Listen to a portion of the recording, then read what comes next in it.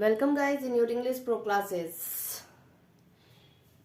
आप सभी का इंग्लिश प्रो क्लासेस में एक नए टॉपिक के लिए बहुत बहुत स्वागत है। गाइज हमारी आज की टॉपिक है वर्ब। आप देख सकते हैं मैंने यहाँ पे वर्ब भी लिखा है। वर्ब की हिंदी मतलब अगर हम हिंदी व्याकरण की बात करें, इंग्लिश ग्रामर में वर्ब कहा जाता है, हिंदी व्याकरण में क्रिया कहा जाता है और कॉमन लैंग्वेज में मतलब बोलचाल की भाषा में हम इसी क्रिया को कार्य कहते हैं। ठीक है, अब इससे आपको वर्ड की मीनिंग तो समझ में आ गई कि वर्ब क्या होता है। वर्ब क्रिया होता है, क्रिया मतलब कार्य होता है, मतलब जो भी कार्य हम करते हैं उसे हम वर्ब कहते हैं। जो भी कार्य हम करते हैं उसे हम वर्ब कहते हैं। अगर आपको वर्ब पता करना है, किसी भी सेंटेंस में वर्ब अगर आपको पता करना है कि कौन सा कार्य हो रहा है, उसे कैसे पता करोगे? आप बस क्वेश्चन कर दो, व्हाट आर यू डूइंग, आप क्या कर रहे हो, तो जो आंसर मिले वही क्या हो गया, वही वर्ब हो गया। जैसे writing, reading, listening, speaking, dancing, eating, drinking, washing, means there are many verbs ना। बहुत सारे ऐसे वर्ब होते हैं, बहुत सारे ऐसे कार्य होते हैं जो हम बोल सकते हैं, जो हम पर्टिकुलर टाइम पे कर रहे होते हैं, उसे हम वर्ब कहते हैं, यानी कि क्रिया कहते हैं। ठीक है, अब what is the definition of verb? See guys, this is the definition with example, definition of verb with example ना। स्टूडेंट्स, जरूरी नहीं है कि आप डेफिनेशन को लर्न करिए, ठीक है। डेफिनेशन बस मैं इसलिए आप लोगों को दिखा देती हूँ लिख करके, ताकि आप लोगों को अगर मेरे एक्सप्लेनेशन से कुछ प्रॉब्लम आप लोगों को रह गई हो, कुछ डाउट रह गया हो मेरे एक्सप्लेनेशन के बाद भी, तो डेफिनेशन देख करके, उसके एग्जांपल्स देख करके आपके वो डाउट्स क्लियर हो जाए। डेफिनेशन का मतलब ये नहीं होता है कि आपको डेफिनेशन लर्न ही करना है, बस आपका कॉन्सेप्ट क्लियर होना चाहिए, फिर चाहे टॉपिक्स कोई भी हो। अब जैसे यहाँ पे मैंने लिखा है डेफिनेशन अ वर्ड, ये तो पता ही है कि वर्ब क्या होता है। वर्ब ए वर्ड होता है। कौन सा वर्ड होता है? That tells what a person और थिंग डज। ठीक है, That tells what a person or thing does, मतलब जो ये बताता है कि कोई भी पर्सन या थिंग जो करता हो, है ना। मतलब जो काम किसी पर्सन या जैसे कोई पर्सन या थिंग, कोई वस्तु या कोई भी पर्सन, कोई भी व्यक्ति कोई काम करता हो, उसके बारे में बताता है जो वर्ड, उसे हम वर्ब कहते हैं। What is done to a person or thing, कोई काम किसी पर्सन या थिंग के लिए हो रहा है, ठीक है ना। What is done to a person मतलब किसी के साथ क्या हो रहा है, क्या हो रहा है, तो वो जो पर्टिकुलर वर्ड होता है उसे हम वर्ब कहते हैं। किसी भी पर्सन के साथ क्या हो रहा है या किसी भी थिंग के साथ क्या हो रहा है, उसे हम वर्ब कहते हैं। वॉट अ पर्सन और थिंग इज, कोई पर्सन या थिंग क्या है, उसके बारे में भी हमें वर्ब बताता है। और व्हाट अ पर्सन और थिंग हैज, या फिर किसी भी पर्सन या थिंग के बाद कौन सी चीज है। यहाँ पे मैंने जो एग्जांपल्स दिए हैं, इससे आपकी ये डेफिनेशन एकदम 100% क्लियर हो जाएगी। जैसे बोल रहा है, फर्स्ट क्या है कि टेल्स व्हाट अ पर्सन और थिंग डज, पर्सन और thing does. You can see here that Mohit runs fast. Mohit क्या फास्ट करता है? दौड़ता है। मोहित क्या फास्ट करता है? तो what does Mohit do, what does Mohit do, Mohit runs fast, so this is doing. यहाँ पे रन क्या बता रहा है? रन मोहित के डूइंग के बारे में बता रहा है, उसके वर्क के बारे में बता रहा है कि व्हाट अ पर्सन और thing doing does, sorry, what a person और thing does, it means Mohit does, what does Mohit do, Mohit क्या कर रहा है? मोहित यहाँ पे रन कर रहा है ना, दौड़ रहा है। तो यहाँ पे ये पहला जो कॉन्सेप्ट दिया है ये क्लियर हो गया। Second is what is done to a person और थिंग, मतलब किसी पर्सन या थिंग के साथ क्या हो रहा है। जैसे अब यहाँ पे आप देख सकते हो, the student was scolded, students, sorry यहाँ पे students, no student was, yes this is correct ना।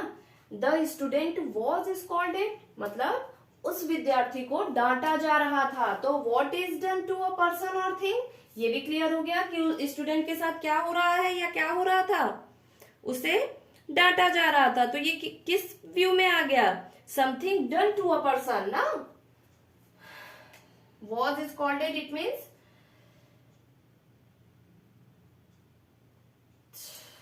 Something done to a person, ठीक है।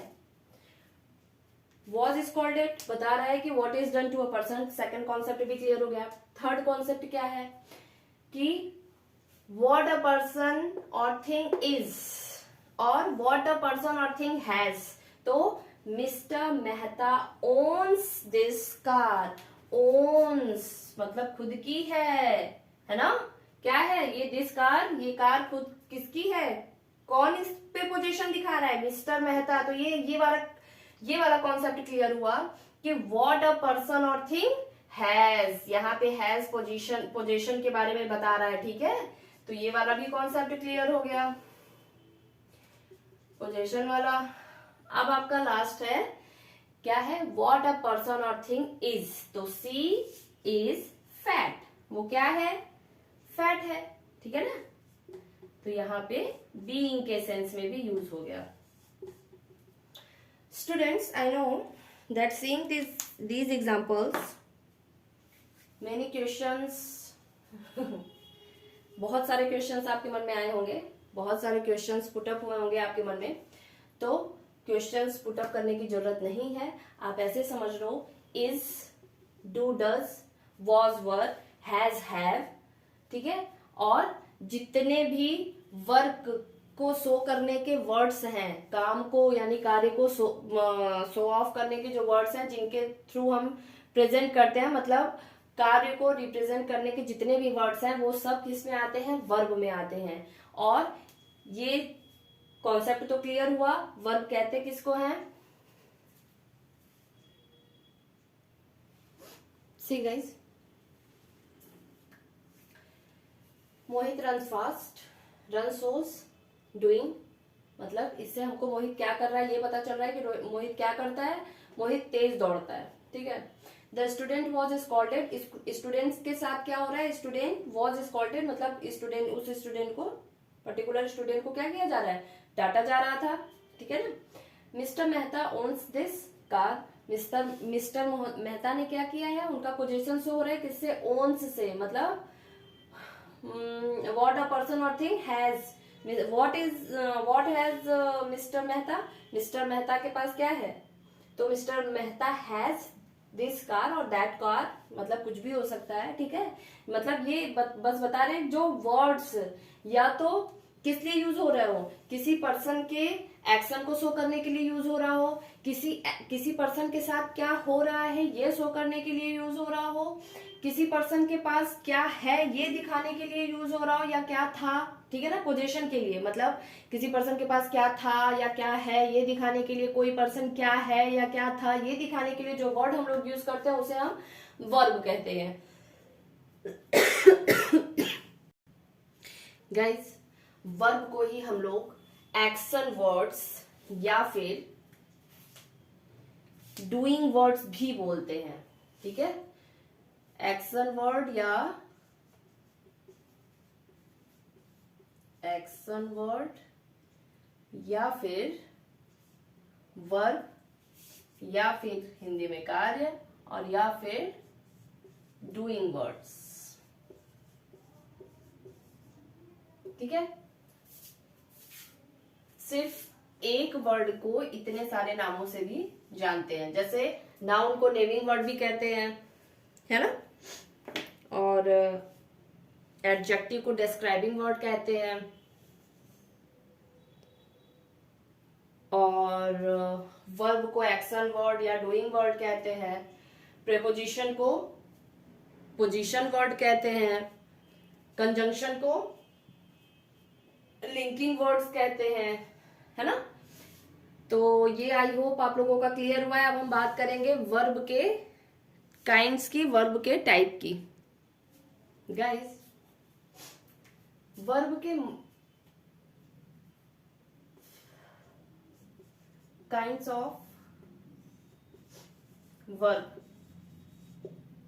देखिए अगर हम लोग बुक की बात करें तो कई बुक में कई प्रकार का दिया है। जैसे कुछ में दिया है कि वर्ब तीन प्रकार के होते हैं, ट्रांजिटिव, इंट्रांजिटिव और हेल्पिंग वर्ब। किसी में ऑक्सिलरी वर्ब को भी शामिल कर दिया गया है। तो मेन देखा जाता है तो वर्ब दो ही प्रकार के होते हैं। पहला होता है ट्रांजिटिव और दूसरा होता है intransitive. Transitive and second is intransitive.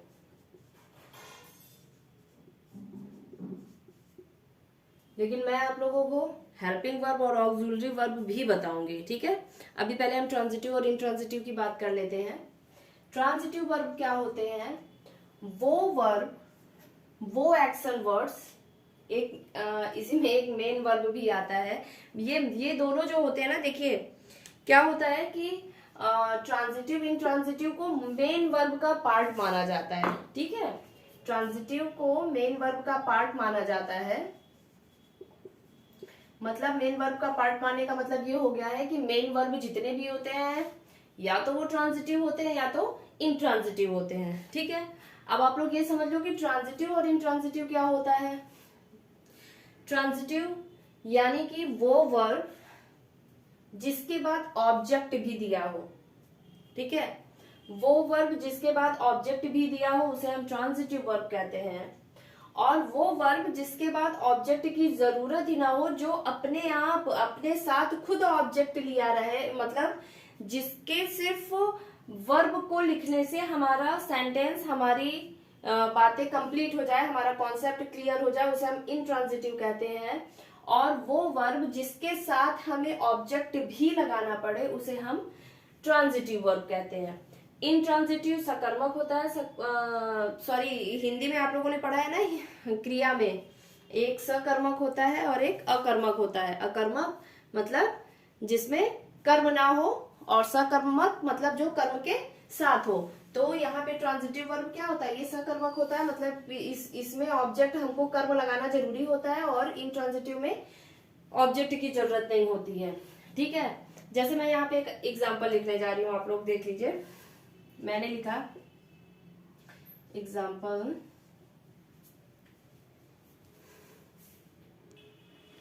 See guys, मैंने यहाँ पे दो एग्जाम्पल लिखा है।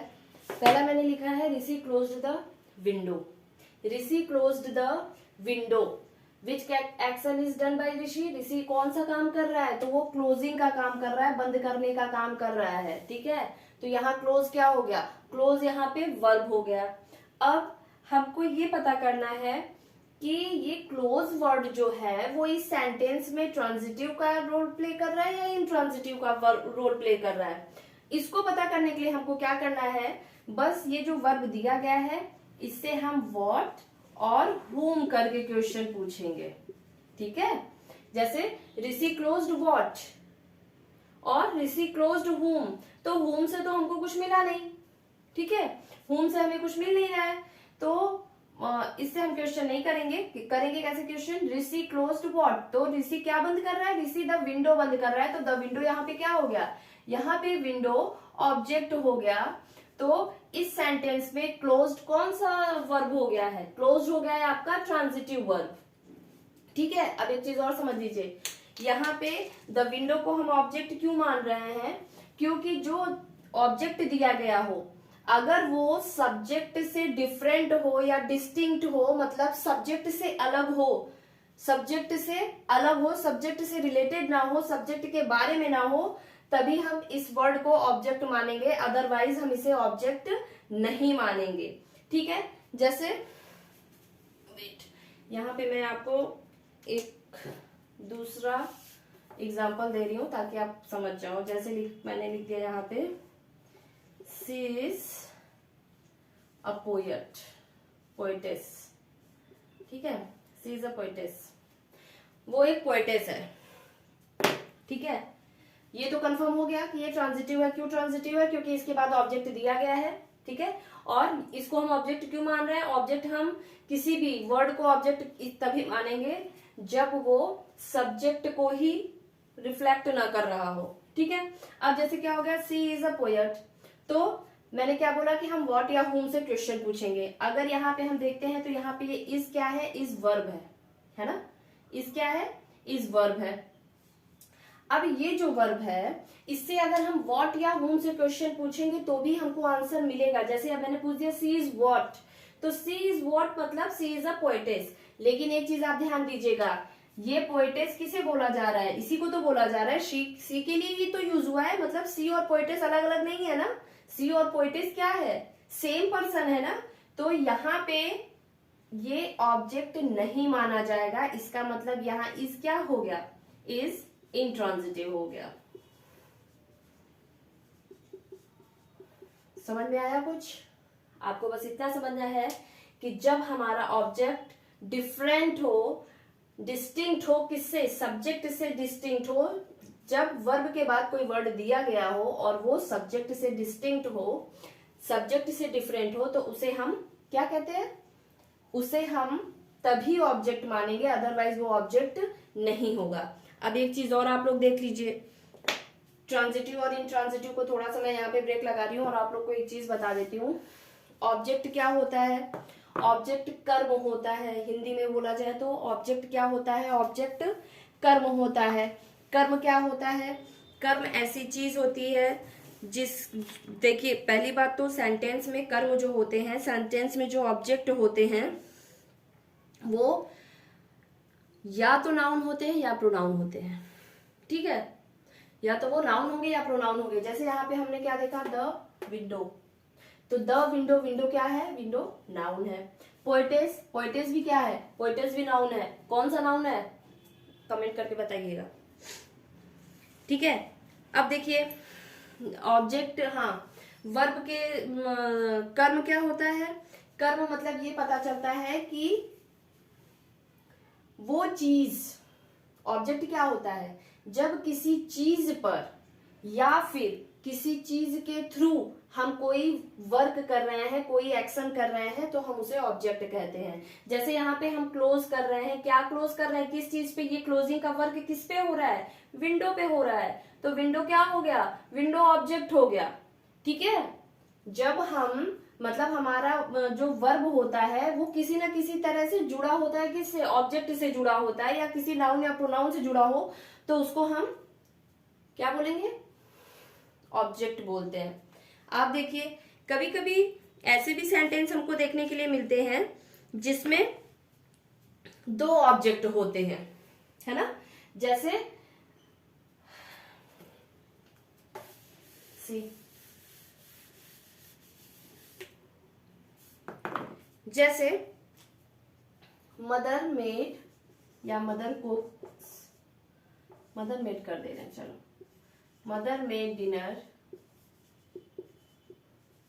Mother made dinner for my friends ना, फॉर माई फ्रेंड्स।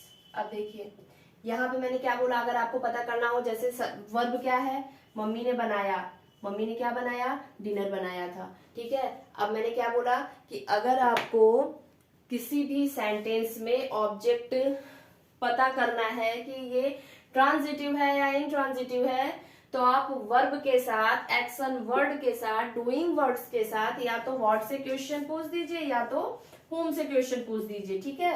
अब देखिए मैं आपको बताती हूँ ऑब्जेक्ट, जैसे मदर मेड व्हाट, तो मदर मेड डिनर। अब ये डिनर क्या हो गया आपका, डिनर, ये भी एक ऑब्जेक्ट है, ठीक है। Mother made what, mother made dinner, तो ये तो हमको मिला डिनर। और mother made what for whom, है ना, मदर ने किसके लिए क्या बनाया। अब ध्यान दीजिएगा, mother made dinner for whom, mother ने किसके लिए, तो हमको दोनों से आंसर मिल रहा है, व्हाट से भी आंसर मिल रहा है और whom से भी आंसर मिल रहा है। whom से क्या आंसर मिला, mother made dinner for my friend, ठीक है। अब देखिए जो ऑब्जेक्ट्स हमको व्हाट से क्वेश्चन करने पे मिले उसे हम डायरेक्ट ऑब्जेक्ट कहते हैं, और जो ऑब्जेक्ट हमें whom से क्वेश्चन करने पे मिले उसे हम, ये व्हाट वाला है, उसे हम इनडायरेक्ट ऑब्जेक्ट कहते हैं। लेकिन दोनों होता क्या है, दोनों ही ऑब्जेक्ट होते हैं, ठीक है। Direct object and indirect object. Direct object किसे कहते हैं, जो वर्ड से क्वेश्चन करने पे हमें मिले, वर्ब के साथ अगर हम वर्ड से क्वेश्चन कर रहे हैं, जो आंसर हमको मिलता है वो डायरेक्ट ऑब्जेक्ट हो गया। जैसे मदर मेड व्हाट, तो डिनर, डिनर क्या हो गया, डिनर डायरेक्ट ऑब्जेक्ट हो गया। और mother made dinner for home, तो ये हमें मिला माई फ्रेंड, तो माई फ्रेंड क्या हो गया, इनडायरेक्ट ऑब्जेक्ट हो गया, ठीक है।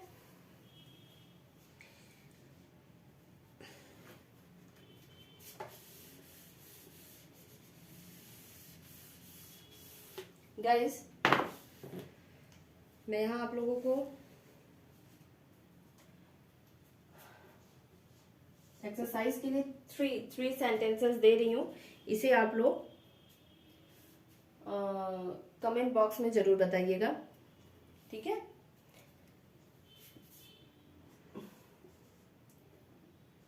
धीरेन्द्र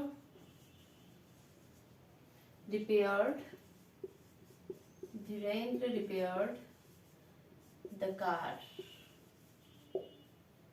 आपको ये बताना है कि इसमें ये ट्रांजिटिव वर्ब है या इंट्रांजिटिव वर्ब है, और कौन सा वर्ड वर्ब है ये भी बताना है। Next is the principal hoisted the flag, the prime minister hoisted the flag।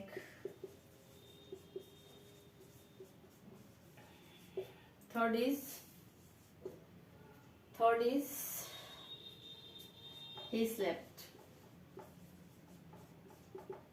आज की क्लासेस यहीं तक, क्योंकि वीडियोस लेंदी हो जाती है तो आप लोग भी पूरा देखना पसंद नहीं करते हो, बोरिंग फील करने लगते हो, ठीक है। अब नेक्स्ट वीडियो में हम आपको काइंड्स ऑफ वर्ब में सब चीजें बताएंगे, जैसे main verb, transitive, intransitive, helping verb, auxiliary verb. Okay, अगर चैनल पे नए हैं तो चैनल को सब्सक्राइब करिए, पुराने हैं तो वीडियोस पूरी देखिए, लाइक करिए, कमेंट करिए। और अगर आप चाहते हो कि इन सब के अलावा मैं किसी चीज पे इंग्लिश से रिलेटेड वीडियो बनाऊं तो प्लीज कमेंट बॉक्स में आप लोग कमेंट जरूर करिएगा। ओके।